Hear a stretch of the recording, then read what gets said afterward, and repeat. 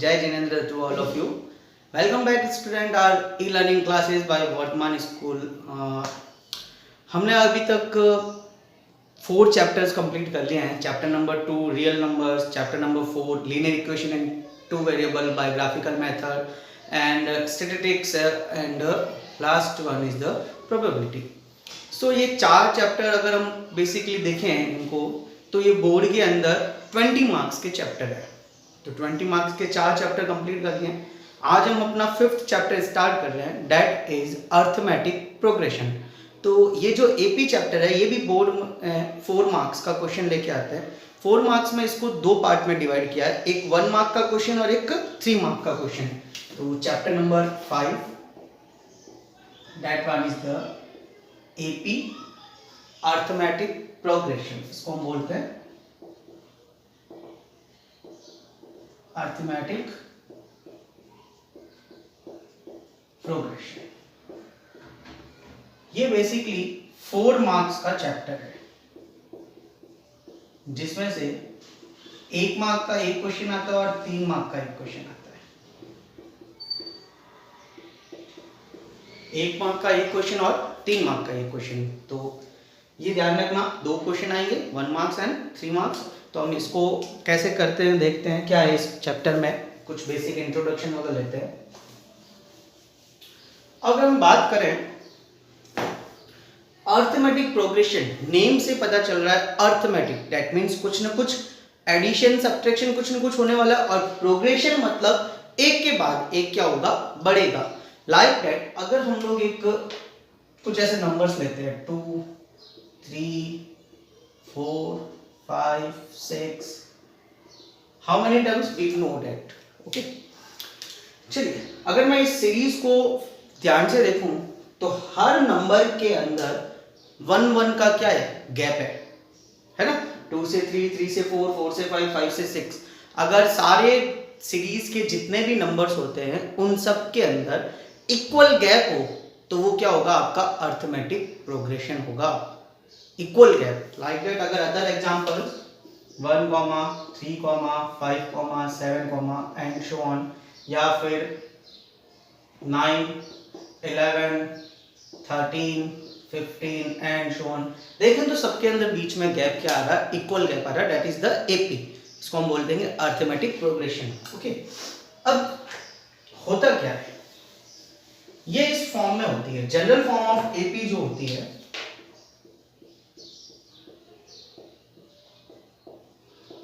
वो ये होती है ए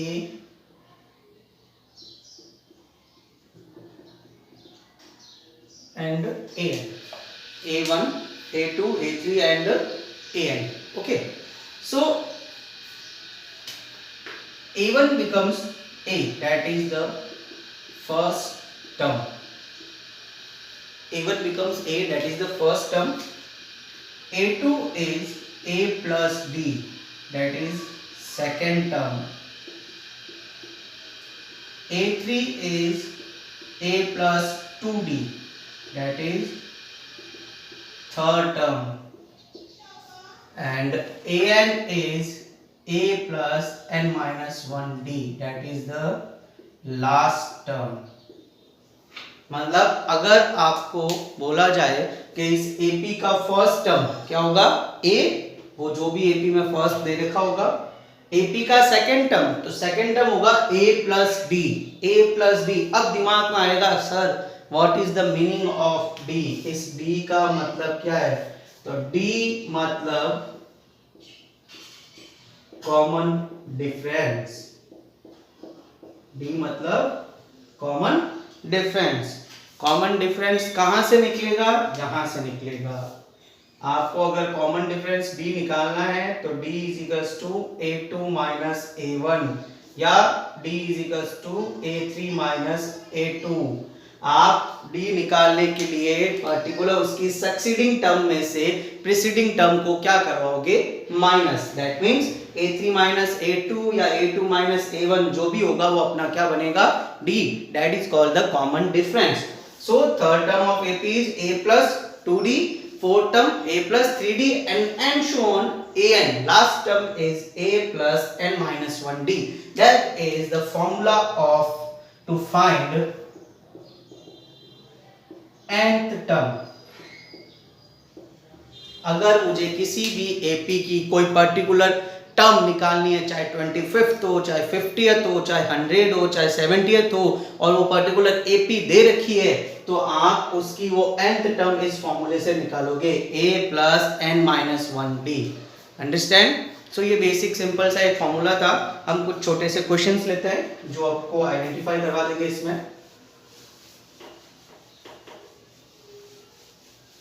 लाइक दैट मेरे पास एक क्वेश्चन है 7, 12, 17, 22 एंड सो ऑन। तो फर्स्ट ऑफ ऑल आपको इसमें फर्स्ट टर्म, तो first term a that is the 7। Okay, find out the d।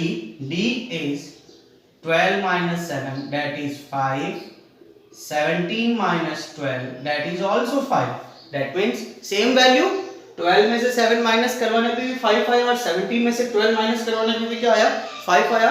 मतलब अपनी d क्या आ रहा है, सेम आ रहा है। दैट मींस ये AP में भी है और इसका कॉमन डिफरेंस d क्या है, 5 है। ओके, अब आपको बोल दे ये फर्स्ट टर्म है, ये सेकंड है, ये थर्ड है और ये फोर्थ है।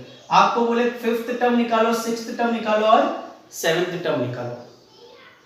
ठीक है, तो आपको जब फिफ्थ टर्म निकालनी है तो a5 निकालनी है। तो a5 आपकी क्या हो जाएगी, a प्लस 4d। क्या होगी, a प्लस 4d। जितनी टर्म है उससे एक कम करके d से क्या करवा दो, मल्टीप्लाई।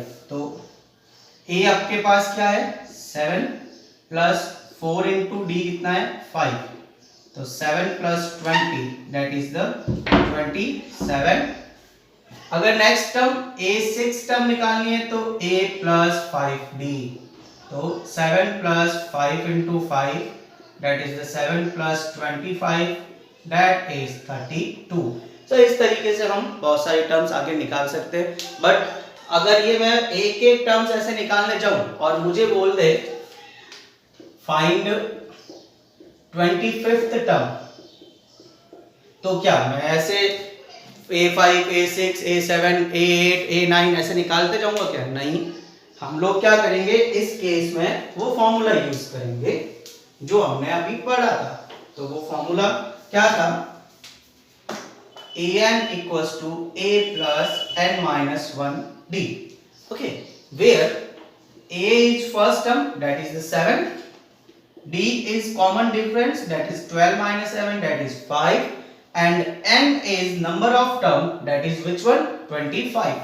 ये सारी वैल्यूज है, ये सारी वैल्यूज यहाँ फॉर्मूले में क्या कर देंगे हम लोग, पुट करते हैं।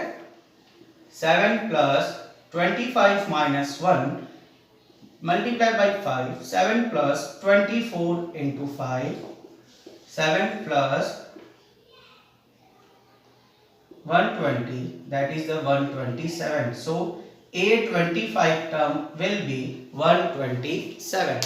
सिंपल सा answer, simple formula a plus n minus 1d।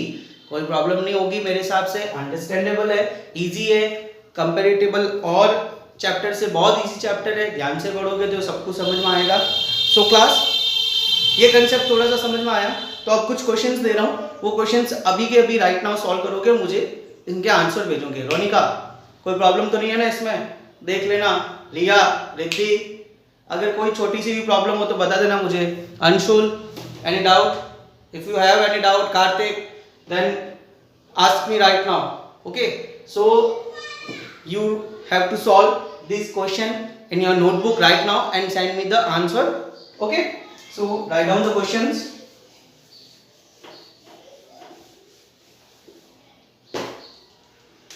First one, 1, 3, 5, 7, 9 and so on. Find 26th term. Second, 11, 13, 15, 17 and so on. Find 29th term. And third,